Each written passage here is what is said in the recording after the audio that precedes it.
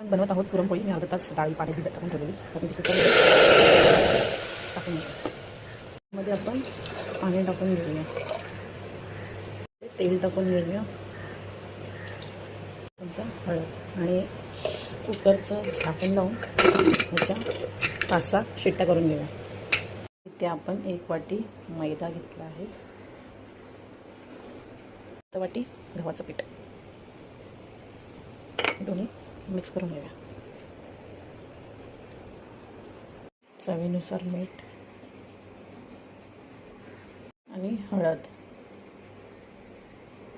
याच्यामध्ये तेल आपण व्यवस्थित एकजीव करून घेऊया. आणि ह्याच्यामध्ये पाणी टाकून मळून घेऊया. तर तुम्ही बघू शकता आपलं इथे पीठ व्यवस्थित मळून झालं आहे. आपल्याला तेल लावूया, असं चांगलं मळून घेऊया. तर इथे आपण कुकर उघडला तर डाळ मस्तपैकी शिजली आहे बघा. आणि हे पाणी आहे ना आपल्याला वेळून घ्यायचं आहे. हे बघा डाळ मस्त शिजली आहे 5-6 शिट्ट्यांमध्ये. ठेवूया. 1 चमचा तूप टाकून घेऊया आणि किसलेला गूळ हे व्यवस्थित एकजीव करून घेऊया.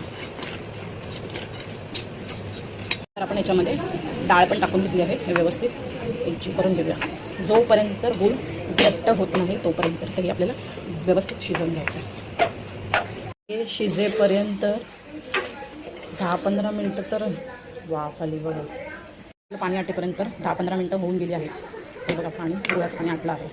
आपण याच्यामध्ये टाकूया वेलची पूड. माझ्याकडे जायफळ नाही आहे, तुमच्याकडे असेल तुम्ही टाकू शकता.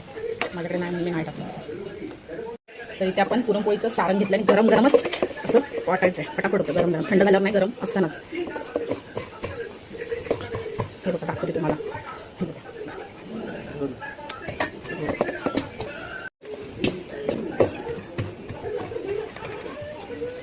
मला हात दिसतोय.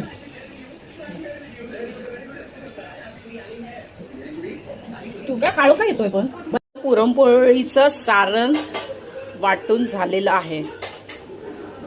कणिक मस्तपैकी नरम झाले. तरी थोडंसं ठेवूया हातावरती आणि असं करून त्याची पारी बनवूया, जशी मी व्हिडिओमध्ये दाखवते तशी अशी. आणि हे आपलं पुरणाचं हे आहे ते आपण त्याच्यामध्ये टाकून घेऊ. असं व्यवस्थित करून वरचं हे तोडून घ्या. आणि मैद्याचं पीठ घेतलं आहे, असं करून व्यवस्थित सगळीकडे मिश्रण पसरतं एका हाताने लाटून घेऊया पोळी. हे बघा व्यवस्थित